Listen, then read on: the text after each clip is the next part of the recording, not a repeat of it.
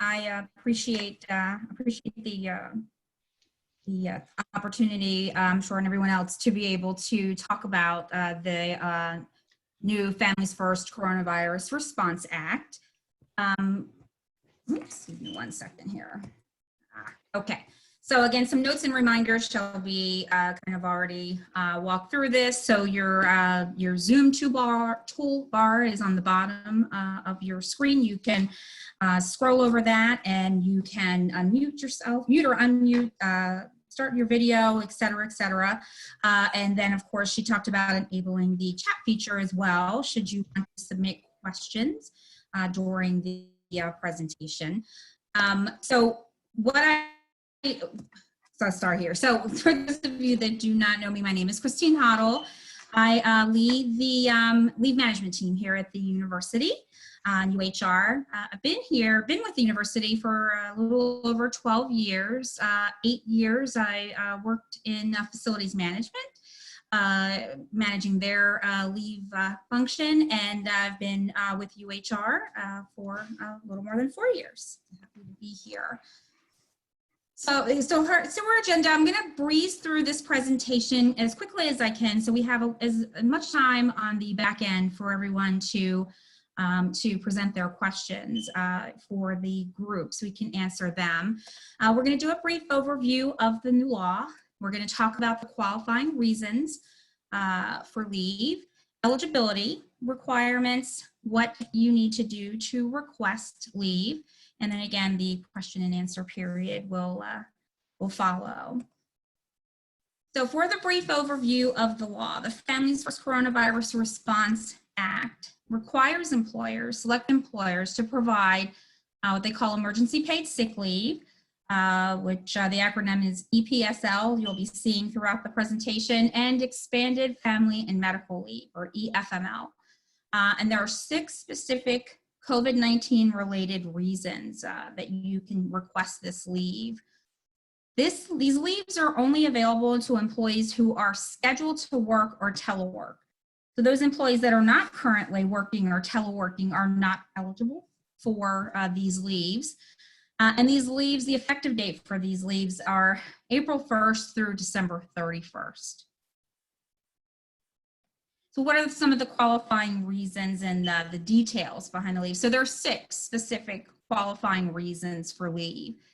The first being the employee themselves is subject to a federal, state, or local quarantine or isolation order related to COVID-19.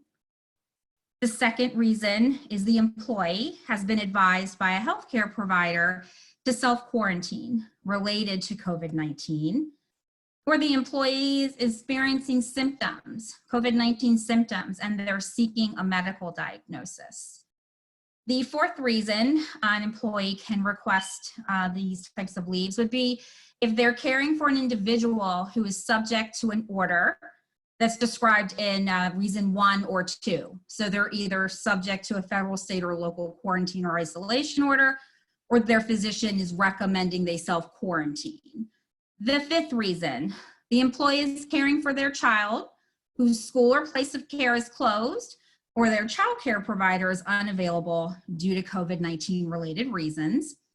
And the sixth reason, they're experiencing any other substantially similar conditions specified by the U.S. Department of Health and Human Services. There hasn't been any type of similar conditions specified by DHH as of yet. Qualifying reasons and details. So for the first 3 in particular, and that's the quarantine, subject to quarantine, or the employee experiencing symptoms related to COVID and seeking a medical diagnosis. These 3 reasons fall under emergency paid sick leave. And full-time employees are eligible for 2 weeks or 80 hours of leave. Of course, part-time employees, that the amount of leave is prorated accordingly. And it's paid at your regular full rate of pay, but it is capped at $511 daily for those employees that are earning their rate of pay it would be over $511 a day. So for an employee who's caring for an individual or subject to an order of self-quarantine for themselves, or they're caring for a child whose school is closed or place of care, daycare. And again, if we ever have a situation where there is a similar circumstance as specified by DHHS, employees are going to receive, they can request emergency paid sick leave for either 3 of these reasons as well. Again, eligible for up to 80 hours of emergency paid sick leave, prorated accordingly for part-time employees. Now, this leave is prorated, meaning, paid at 2/3 the employee's regular rate of pay, capped at $200 a day. So in this particular case, the university is providing the employee up to 2/3 their regular rate of pay in leave capped at $200 a day. And again, this is for an employee who is unable to work or telework. This does not include employees that are currently not working or teleworking. Can you supplement the 2/3 pay that the university is providing? Yes, you can, but we're calling top off the law provided 2/3 pay so you can maintain your full rate of pay. Employees would use their available annual sick, personal, or compensatory leave. Employees may be eligible for advanced sick leave or additional sick leave. Additional sick leave in particular would be for those hourly employees if they're eligible. It's based on eligibility requirements for those 2 different leave types. The other pieces for the child caring for a child is what they are calling expanded family and medical leave. So in addition to the 2 weeks of emergency paid sick leave, there is the second reason to request leave for expanded family and medical leave is for the child care piece. Okay, so the emergency paid sick leave used for this reason and expanded family medical leave both run concurrent with one another, which means you get a total of up to 12 weeks of expanded family medical leave and emergency paid sick leave. We cannot stack those and request 2 weeks of EPSL and 12 additional weeks of EFMO, okay? Under the law, the first 2 weeks of EFML is unpaid. Employees may use the emergency paid sick leave that they may be eligible for if they haven't already used it, or they can use their own accrued pay leave to supplement those, to supplement the unpaid portion for those first 2 weeks. And of course, the emergency paid sick leave is paid at 2/3 your rate of pay, capped at $200. And then you could top off with your accrued paid leave. If you use your accrued paid leave by itself, that's paid at 100%. Okay, let's see. And so we've talked about the first 2 weeks of expanded family medical leave. So weeks 3 through 12, the employee is required to exhaust any of their available accrued paid leave first. Then they would become eligible for the additional paid leave the university would provide, again, paid at a rate of 2/3 your rate of pay, capped at $200 a day. There are other options that you can top off that university provided paid leave during weeks 3 through 12 of the EFML. You can do that by requesting advanced sick leave or the additional sick leave for hourly employees if you're eligible. All right, eligibility for emergency paid sick leave and expanded family medical leave. All employees, regardless of their employment category, FTE, or amount of service, who are scheduled to work either on-site or remotely by telework, are eligible for the 2 weeks of emergency paid sick leave. Employees with 30 calendar days of service, regardless of their employment category or FTE, who are scheduled to work, are eligible for the expanded family and medical leave. Okay, so important notes here. I think we've stressed this a few times, but I think it's very important because there's been some confusion around this. Again, for both emergency paid sick leave and EFML, if you are not scheduled to work, then the provisions of the law do not apply to you, okay? And part-time employees, the leave amount is prorated based upon the average number of hours they're normally scheduled to work. So some part-time employees don't have a regular schedule. And for those folks, we're gonna look back 6 months on average to see how many hours they are normally scheduled to work per week. So the request process. If you would like to request leave, whether it be emergency paid sick leave, EFML, or a combination of both, if you visit the UHR website, there's a section specific for Family First Coronavirus Response Act. There's a specific page for that. You'll see a link to the related leave request forms. So there's one form that combines requests for emergency paid sick leave and emergency family medical leave. There are 2 additional forms for those employees that want to request advanced sick leave or additional sick leave. Once those forms are complete and have all of the applicable department signatures, the request form can be submitted to the leave management team at umdleave@umd.edu. And other resources that are available, there's in addition to the forms, there are a number of resources available on the UHR Families First Coronavirus Response Act webpage to include employment-related, frequently asked questions specific to COVID-19 and the request form. So there's a lot of great resources available on the UHR website as well. Anyone that is interested in requesting the leave, again, can submit their request to the umdleave@umd.edu email address. You can reach out to us by way of email if you would like to schedule a consultation or have additional questions more specific to your personal situation. If you need some more guidance in order to determine whether you should be requesting this type of leave. And then, of course, the UHR website there at uhr.umd.edu. There's a wealth of information there as well for you.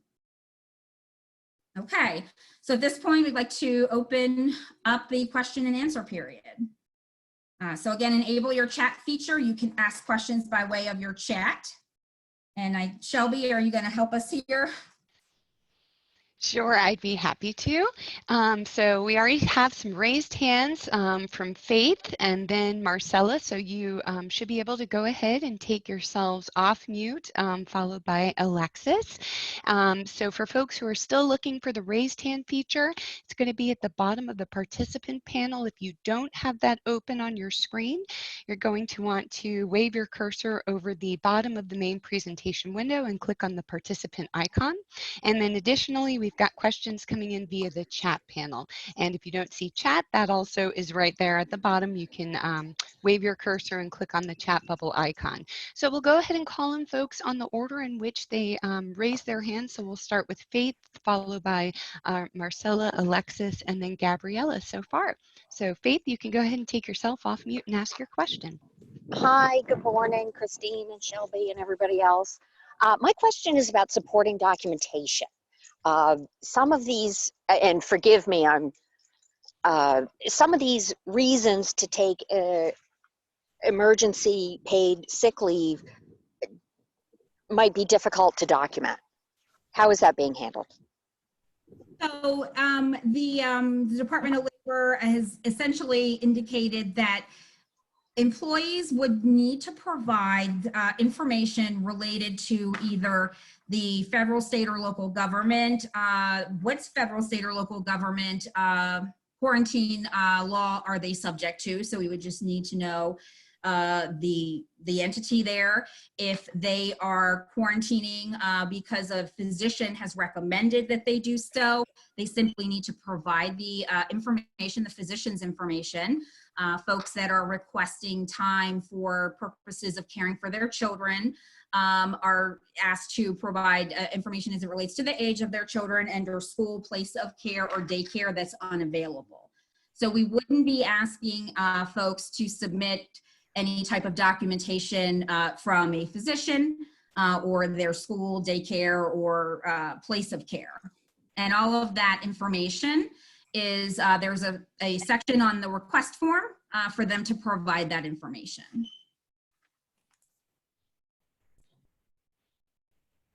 Okay, super. Marcella? Can the forms be filled out retroactively, meaning I wanted to start April 1st and I just got wind of this? Yes, Marcella, absolutely. But individuals can submit retroactive requests. We realize it's taken a little while for us to wrap our head around this law. There's been changes along the way. And we do recognize that folks may not have been aware about the benefit, and we are accepting retroactive requests. Thank you. Great, thank you, Marcella. Alexis? Yeah, two questions. One, for an employee who has gone through the process and been granted leave under these guidelines, what is the process for managing their timesheet approvals? And then secondarily, I'm a little confused about when you said that these could run concurrently.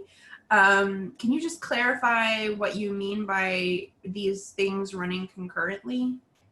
Sure. And to address your first question about timesheets, there are two new leave codes, that have been added to PHR that are available for these two different leave reasons. Employees themselves do not have access to these codes, so their managers will have to complete the timesheet or add these codes. One is a sick COVID-19 code, and the other is a F&M or family and medical leave COVID-19 code. So managers would complete timesheets for the employees like they normally would, and they would add the appropriate code. So that's how your timesheets would be completed. And in terms of running concurrent, so what I mean is that it's kind of what I mentioned before. So we have two different types of leave that can be used under this law for the purpose of caring for a child whose place of care, daycare, or school is closed. The emergency paid sick leave, which provides 2 weeks of paid leave, paid at 100%, up to $511 a day. And then we have another, there's, the 12-week period of what's, expanded family medical leave, which is providing, again, the opportunity for employees to take leave to care for their child whose place of care, school, or daycare is closed. So employees that are requesting both types of leave for that one reason, they're going to run concurrent or along with one another. So that means that if you opt to use the 2 weeks of emergency paid sick leave for the first 2-week period of EFML, even though you're not technically using the paid benefit of the EFML, that first 2-week period is counting towards that 12-week expanded family medical leave period. That makes sense. Does that answer your question? It does. Yeah, that totally makes sense. I just didn't know if they were stackable or, but now that you've explained it, the concurrent component there does make sense. Thank you, Christine. Yes, you're welcome. Great, thank you. And Gabriella? Hi, and thank you. My question is, it was also posed on a chat by somebody else. So for the first 2 weeks where the leave is paid at the full rate, can an employee do it based on hours? So for example, I have reduced my hours in order to accommodate childcare versus taking it full on. So because that's 80 hours, could an employee, for example, do it 10 hours over 8 weeks? Absolutely. We are allowing employees to utilize either one of these leave benefits intermittently or reduce work schedule. We are allowing them to do that. So you would fill out the forms the same way?